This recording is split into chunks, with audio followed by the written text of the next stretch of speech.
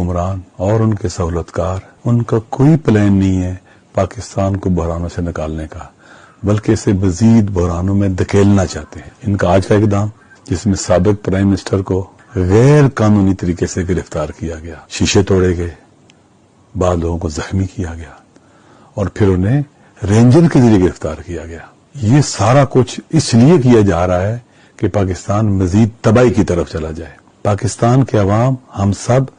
اب دوبارہ سے 1971 کے متحمل نہیں ہو سکتے۔ اب وقت ہے، ڈیفائننگ مومنٹ ہے، ہمیں گھروں سے باہر نکلنا ہوگا،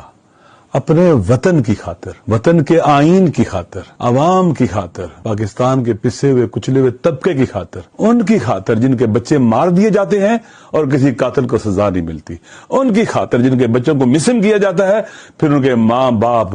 جدائی کی اذیتیں، دکھ درد سہتے ہوئے بعض اوقات مر جاتے ہیں۔ پاکستان کو بچانے کے لیے آئیں، ہم نکلیں، اور آخری حد تک ہم نے گھروں سے باہر نکلنا ہے، ہم نے پیچھے نہیں رہنا ہے۔ یہ ملک بچانے کا وقت ہے، یہ کسی پارٹی کا مسئلہ نہیں ہے،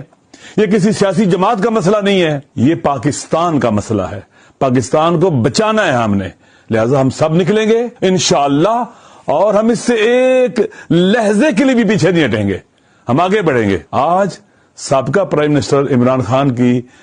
جس طرح سے گرفتاری کی گئی ہے، یہ اس بات کی دلیل ہے کہ یہ عوام کو ننگے کرنے والے، انہیں اغوا کرنے والے، انہیں مارنے والے اور پاکستان کے قانون کو پاؤں تلے روندنے والے، یہ آئین شکن لوگ کبھی بھی کسی